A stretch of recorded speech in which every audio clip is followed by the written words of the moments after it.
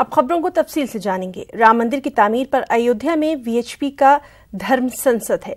लाखों राम भक्तों की शिरकत इस इजलास में मुतवक्किह है। उधर बाबरी मस्जिद केस में मुद्दई इकबाल अंसारी ने धर्म संसद पर तशवीश का इजहार किया। इकबाल अंसारी ने सलामती का हवाला देते हुए अयोध्या छोड़ने की धमकी दी है। अयोध्या में एक बार फिर 1992 को दोहराने की तैयारी की जा रही है। तब मस्जिद मुनहदिम करने के लिए सियासी जुनून को हवा दी गई थी। अब राम मंदिर की तामीर के लिए जमीन हमवार करने की तैयारी है। 25 नवंबर को अयोध्या में राम भक्तों का जमघट वीएचपी की कॉल पर लगने जा रहा है। इसलिए एक अनजाना खौफ मुस्लिम मुद्दई इकबाल अंसारी के दिल में घर कर गया है। केवल अफवाह फैलाई जा रही है और लोगों को इकट्ठा किया जा रहा है कि लोग कह रहे हैं कि 25 लाख जो है 25, कोई कह रहा है 25,000 आएंगे तो कोई कह रहा है 1 लाख आएंगे। अयोध्या में ऐसी स्थिति को देखते हुए हम सरकार से मांग करते हैं कि अयोध्या की सुरक्षा भी बढ़ाई जाए, अयोध्या के मुसलमानों की सुरक्षा बढ़ाई जाए। उधर वजीर अक़लियती उमूर मुख्तार अब्बास नकवी और उत्तर प्रदेश के नायब वजीर आला केशव प्रसाद मौर्य ने यकीन दिलाया है कि हुकूमत सबों की सलामती को यकीनी बनाने के लिए हर इक़दाम करेगी। देखो, किसी को पलायन करने की जरूरत नहीं। देश का, ये देश सबका है और देश जो है वो, और देश सबका है और वो देश के हैं। इसलिए जो है वो पलायन करने की जरूरत नहीं है। पॉलिटिकल पलायन अगर किसी को करना है तो उसकी मर्जी है। जो बाबरी मस्जिद के जो पक्षकार है इकबाल अंसारी, उन्होंने कहा कानून व्यवस्था को अगर सुरक्षा नहीं दी जाए तो हम अयोध्या छोड़ सकते हैं। भारतीय जनता पार्टी की शासन में किसी को प्रदेश नहीं छोड़ना पड़ेगा, देश नहीं छोड़ना पड़ेगा, सबके लिए सुरक्षा। उधर वीएचपी लीडर विनोद बंसल ने इकबाल अंसारी पर तीखा हमला किया है। अयोध्या हमारी पवित्र पावन नगरी है, वहाँ पर हम करेंगे। जहाँ धर्म की स्थापना की बात हो वहाँ पर किसी को अनसिक्योरिटी फील करने का मतलब तो ये है कि आप जो है उन जिहादी तत्वों के साथ खेल रहे हैं जो कि वास्तव में राम के साथ नहीं है, जो रामद्रोही है। राम मंदिर पर सियासी बयानबाजियां अपने उरूज पर हैं और जैसे जैसे आम चुनाव करीब आएंगे इसमें मजीद तेजी आएगी। Bureau report, news 18 Urdu. Babri मस्जिद मुकदमे की कलीदी फरीक इकबाल अंसारी की तरफ से अयोध्या छोड़ने के बयान पर अखाड़ा परिषद का भी रद्दमल सामने आया। अखाड़ा परिषद के सदर महंत नरेंद्र गिरी ने कहा कि इकबाल अंसारी और अयोध्या के मुसलमानों पर कोई आंच नहीं आने दी जाएगी। उन्होंने कहा कि अयोध्या के साधु संत इकबाल अंसारी और उनके खानवादे से काफी लगाव रखते हैं। अखाड़ा परिषद ने हुकूमत से इकबाल अंसारी को मुनासिब सिक्योरिटी फराहम करने का भी मुतालबा किया। अरे अयोध्या नहीं, पूरे फैजाबाद के मुसलमान निर्भीक रूप से वहाँ रहें, उन्हें कोई आंच नहीं आने दी जाएगी। रही बात राम मंदिर के मुद्दे में, तो आपसे हम जन समर्थन मांग रहे हैं, लेकिन इकबाल अंसारी साहब कह रहे हैं कि अयोध्या से हम पलायन करेंगे तो इसकी उनको ज़रूरत नहीं है। हाँ, सुरक्षा उनको मिलना चाहिए और सुरक्षा देना शासन का कार्य है। इकबाल अंसारी जो कि एक पक्ष के, चूँकि वो उम्मीदवार हैं और वो पक्षकार हैं, तो उन्हें सुरक्षा देना चाहिए। सुरक्षा भी जो उनको मिली थी, अब क्यों हटाई गई ये जानकारी हमको नहीं है। इलाहाबाद और बेंगलुरु के दरमियान नई फिजाई सर्विस की शुरुआत की गई है। इस फिजाई सर्विस के साथ ही इलाहाबाद 6 बड़े शहरों से जुड़ गया है। नई फिजाई सर्विस का इफ्तिताह रियासत के वजीर शहरी हवाबाजी नंद गोपाल गुप्ता नन्नी ने किया। इस मौके पर रियासती वजीर नंद गोपाल ने कहा कि वज़ीर-ए-आज़म नरेंद्र मोदी का ख्वाब है कि एक आम आदमी भी हवाई जहाज का सफर कर सके। वाज़ेह है कि लखनऊ, दिल्ली, पटना, इंदौर और नागपुर जैसे बड़े शहरों के लिए पहले से ही हवाई खिदमत दी जाती रही हैं। इफ्ताही तकरीब में कई रंगारंग सकाफती प्रोग्राम भी पेश किए गए।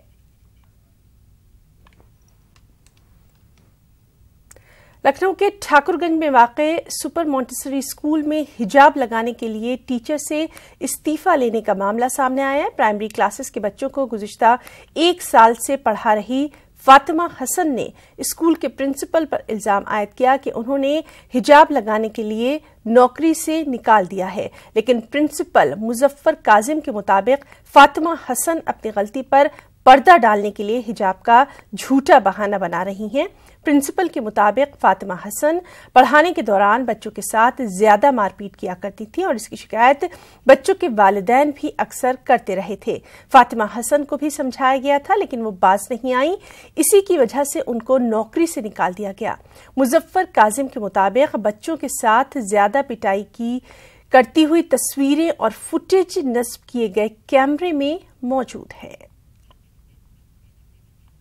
तो उन्होंने मुझे बोला कि आपको ये हेड कवर नहीं करना होगा, कल से अगर आपको मतलब रहना है तो आपको ये नहीं करना है, और फिर अगर आपको करना है तो आप बिल्कुल जो हमारा 2nd फ्लोर है जहाँ पे असेंबली के टाइम पे कोई नहीं होता या छुट्टी के बाद कोई नहीं होता, वहाँ पे जाके आप रहिए ताकि कोई मेरे पेरेंट की नज़र आपके ऊपर ना पड़े। हमने बोला कि हम ऊपर अकेले नहीं रहेंगे क्योंकि ऊपर एक फैमिली और रहती है रेंट पे, उनके भी गेस्ट वगैरह आते रहते हैं। हमने बोला कि हम ऐसे अकेले ऊपर नहीं रहेंगे, तो उन्होंने बोला ठीक है फिर आप रिजाइन कर दीजिए। और सीसीटीवी कैमरे में सामने बैठ के मैं अपने ऑफिस पर देख रहा हूँ कि टीचर क्लास में पनिश कर रही है।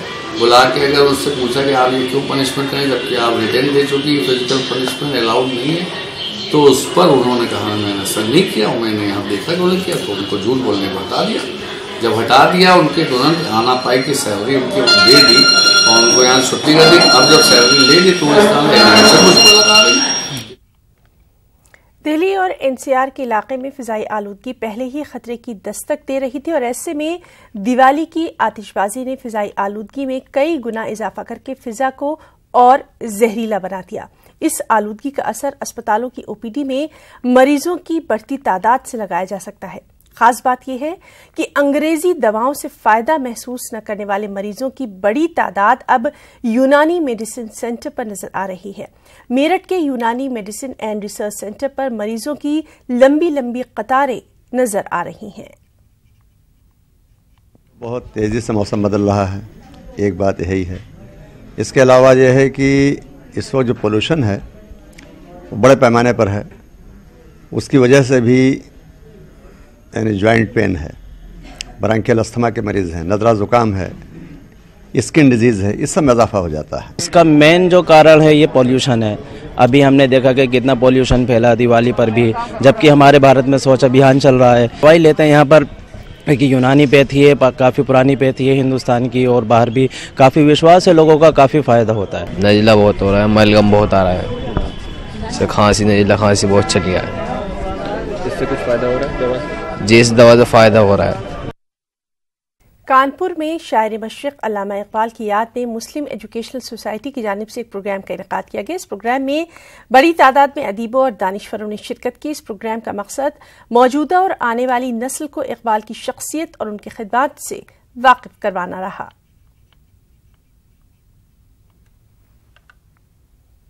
सारे जहाँ से अच्छा हिंदोस्तां हमारा जैसी काल ये रचना की। अगर हम देखें कि मुसलमानों के सियासी मैदान में किस तरह वो आगे आए, किस तरह उनकी ज़बोहाली दूर हो, उसके क्षेत्र में अगर किसी ने काम किया तो वो सर मोहम्मद इकबाल ने किया, जिसकी बानगी के तौर पे देखा जाए तो उन्होंने राउंड टेबल कॉन्फ्रेंस लंदन में 2 बार अटेंड की। ऐसे मुस्लिम लीडर, जैसे हम कहें कि तमाम मज़ाहिब में अलग अलग रिफॉर्मर्स होते हैं, जैसे दयानंद सरस्वती का नाम लें हिंदू रिफॉर्मर, विवेकानंद हिंदू रिफॉर्मर, उसी तरह मुस्लिम रिफॉर्मर या समाज उद्धारक की हैसियत से सर मोहम्मद इकबाल का बहुत अहम और बहुत बड़ा रोल है।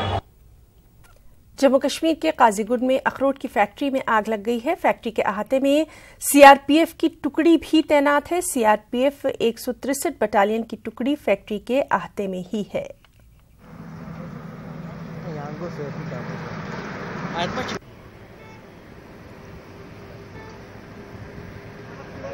शुरुआत करेंगे। बिहार के साबिक वजीर मंजू वर्मा को जेडीयू ने पार्टी से मुअत्तल कर दिया है। मंजू वर्मा आर्म्स एक्ट में इल्जामात लगने के बाद से ही मफरूर है।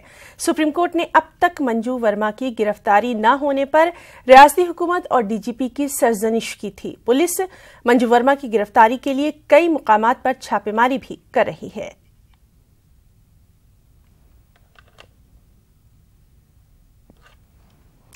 बिहार में अब जासूसी की सियासत गर्माती नजर आ रही है। कभी रिहाइशगाहों को लेकर तेज हुई सियासत में अब लीडरों के बंगले पर नस्ब सीसीटीवी कैमरे पर भी सियासत तेज हो गई है।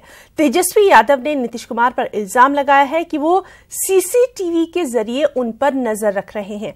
तेजस्वी ने रज़ियाला की रिहाइशगाह की छत पर नस्ब सीसीटीवी कैमरे पर एतराज जताया। तेजस्वी के इल्जाम के बाद आरजेडी के दूसरे लीडर भी हुकूमत पर हमला बोल रहे हैं।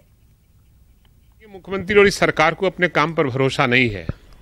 सिर्फ और सिर्फ आदरणीय नेता विरोधी दल तेजस्वी प्रसाद यादव, आदरणीय पूर्व मुख्यमंत्री राबड़ी देवी और उनके परिवार और उनके जो भोकल विधायक हैं, उनका फोन भी टेप किया जा रहा है और सीसीटीवी कैमरा से देखरेख किया जाता है कि क्या गतिविधि है। बिहार के मुख्यमंत्री नीतीश कुमार जी सुरक्षा के दृष्टिकोण से ये सीसीटीवी कैमरा लगा। तेजस्वी यादव जी चिंता नहीं करें, आपके बेडरूम में नहीं लगा है और आपको तो डर सता रहा है कोई अपराधी अगर उनसे मिलने आता है सीसीटीवी कैमरा में कैद ना हो जाए, उनको डर इस बात का है। और ये देखिए 9वां पास हैं और अंग्रेजी में ट्वीट कर रहे हैं। ये अपने ट्वीट नहीं करते हैं कि 9वां पास से हम लोग उम्मीद भी नहीं करते कि इस तरह का ट्वीट करेंगे। बिहार की जनता सब देख रही है, विपक्ष के नेता कुछ सार्थक काम कीजिए। उपेंद्र कुशवाहा को लेकर जारी सियासी उथल पुथल के दरमियान दिल्ली में एलजेपी लीडर चिराग पासवान ने बिहार बीजेपी के इंचार्ज भूपेंद्र यादव से दिल्ली में मुलाकात की। दोनों लीडरों के दरमियान सीट शेयरिंग पर तबादला ख्याल हुआ। साथ ही जेडीयू और आरएलएसपी के दरमियान जारी तकरार पर भी बातचीत हुई। हम लोग चाहते हैं कि जल्द से जल्द, और इसीलिए मुझे लगता है राउंड्स ऑफ मीटिंग थोड़ी इंक्रीज भी हुई हैं और मुझे उम्मीद है कि जल्द सीटों का बंटवारा हो जाएगा। सकारात्मक बातचीत चल रही है हम लोगों के बीच में। हाल फिलहाल के दिनों में जो रिसेंट डेवलपमेंट्स हुई हैं उसको लेकर भी भूपेंद्र जी से बातचीत हुई, बट मैं उम्मीद करता हूं कि जल्द सीटों का बंटवारा हो जाएगा। कोई इशू है, भूपेंद्र जी को भी मैंने ये आग्रह किया था कि अगर कोई इशू है तो मुझे लगता है गठबंधन के भीतर बैठकर उसको जरूर सुलझाया जा सकता है। हर चीज को पब्लिक डोमेन में लाने की जरूरत नहीं है।